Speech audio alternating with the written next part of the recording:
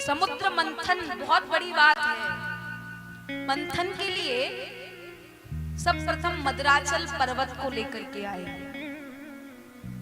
उसके बाद मंथन के लिए रस्सी का भी होना बहुत जरूरी है। मंथन माने आप लोग जानते हो क्या होता है? मंथन मंथन क्या होता है? किया है कभी मंथन?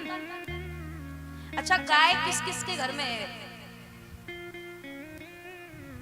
गाय किन किन लोगों के घर में है? हाथ उठा के बताओ। दूध होता है? होता है ना? दही जमाते हो? दही जमाते हो आप लोग? तो दही को चलाते भी होंगे, उसमें से जो मक्खन निकलता है कैसे चलाते हो? मक्खन कैसे निकालते हो? मंथन करके ना रस्सी से उसको बांध देते, फिर उसका मंथन किया जाता है। कई लोग ऐसे करते हैं, कई लोग हाथ से भी करते हैं। तो उसी को कहते हैं मंथन। उसको मथते हैं तो जाकर के उसमें से मक्खन निकलता है। समुद्र का भी मंथन करना है तो जाकर के उसमें से अमृत निकलेगा। तो मद्राचल पर्वत आया, वासुकी नाग को लेकर के आए, मंथन प्रारंभ किया है। सबसे पहले कालकूट नाम की विष अग्नि निकली है, जिसे देवादिदेव महादेव के पास लेकर के गए हैं। प्रार्थना की है, देव देव महादेव भूतात्मन भूत भावना त्राहीना शरणापन्यास्त लोका देहना दुषाद।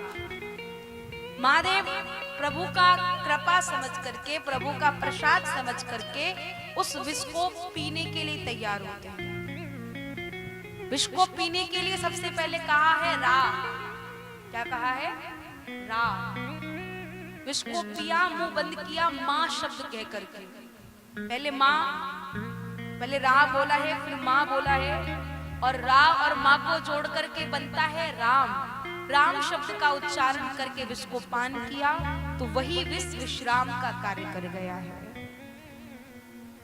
महादेव ने विष पिया तो महादेव का जो कंठ है वो नीला पड़ गया। महादेव का नाम पड़ा है नीलकंठ। बोलिए नीलकंठ महादेव की जय हो। अब पुनः मंथन प्रारंभ होता है। सब प्रथम कौस्तुभ मणि, पारिजात वृक्ष, कामधेनु गाय आदि आदि बहुत सारे रत्न निकलते हैं। लक्ष्मी जी माता आई है। लक्ष्मी माता ने आकर के प्रभु नारायण को जयमाला पहनाई है। लक्ष्मी जी का विवाह नारायण के साथ हुआ है और मंथन किया है तो अमृत निकला है। और अमृत को लेकर के दैत्य चले जाते हैं।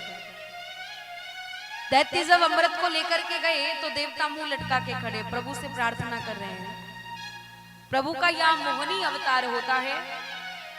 दैत्यों से अमृत लेकर के आते हैं। प्रभु देवताओं को अमृत पिलाने लगे हैं। देवताओं की पंक्ति में एक दैत्य भी लग जाता है और उसने भी अमृत पिया।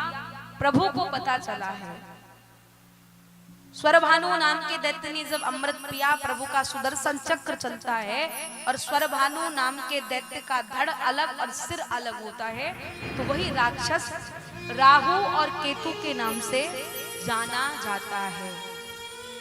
आपको मालूम है राहु और केतु की दशाएं होती है? मालूम है कि नहीं? जिसके जीवन में राहु केतु की दशा लग जाए ना, उसकी दिशाएं बदल जाती है। आप बहुत धनवान हो, बहुत पैसे वाले हो, और जीवन में अगर केतु की दशा आपके ऊपर पड़ गई ना, तुम धनवान होते हुए भी कम निर्धन हो जाएंगे, हमें नहीं पता चलेगा। अगर आपको राहु और केतु की दशा से बचना है तो आप क्या करोगे जानते हो? मछली को छोटी छोटी आटे की गोलियां बना करके खिलाया करो। इससे क्या होगा कि हमारे जीवन में जो राहु की दशा है वो बिल्कुल समाप्त हो जाएगी। अगर केतु की दशा से बचना है तो चींटियों को आटा भून करके उसमें थोड़ी सी शक्कर मिला लीजिए पीस करके, और वो आप चींटियों को खिलाइए, तो उससे अपने ऊपर जो केतु की दशा होती है उसका भी कहीं ना कहीं उसका निवारण होता है। संतजन बताते हैं कि दान करने से हमारे जीवन में जितने भी संकट हैं सब टल जाते हैं। चाहे आप मछली को दो, चींटी को दो, किसी मनुष्य को भोजन कराओ, किसी जीव जंतु को भोजन कराओ, उसकी दुआ आशीर्वाद आपको मिलते ही है, क्योंकि दान हमारा कभी व्यर्थ नहीं जाता है। देवताओं ने अमृत पिया, देवता धनवान हो गए, पर इतना धन आ गया कि भगवान को भूल गए। ऐसा होता है। चार पैसा क्या मिल गया, व्यक्ति भगवान को भूल जाता है। ये भी भूल चुके हैं। यहाँ सुखदेव प्रभु राजा परीक्षित को बताते हैं, परीक्षित बहुत बड़े दानी है जिनका नाम है राजा बलि। आपने नाम सुना है बलि राजा का? 12 महाभागवतों में उनका नाम आता है। बहुत बड़े दानी है जिनके गुरु हैं शुक्राचार्य जी महाराज। बलि ने शुक्राचार्य जी को कहा, भगवान हम देवताओं को मार नहीं सकते क्योंकि उन्होंने अमृत पिया है, और हम देवताओं को हरा तो सकते हैं ना। शुक्राचार्य जी कहते हैं हरा सकते हैं, पर उसके लिए हमें गौ सेवा करनी पड़ेगी, संत सेवा करनी पड़ेगी, गुरु सेवा करनी पड़ेगी, और हम देवताओं को हरा देंगे।